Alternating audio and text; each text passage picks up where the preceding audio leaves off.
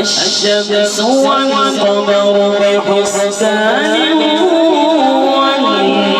والنجم والشجر يسجدان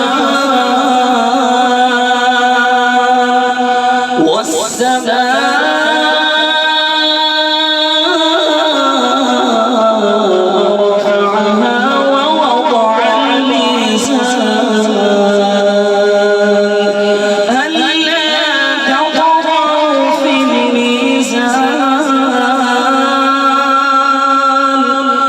وأقيموا الوزن بالقسط ولا تخسروا الميزان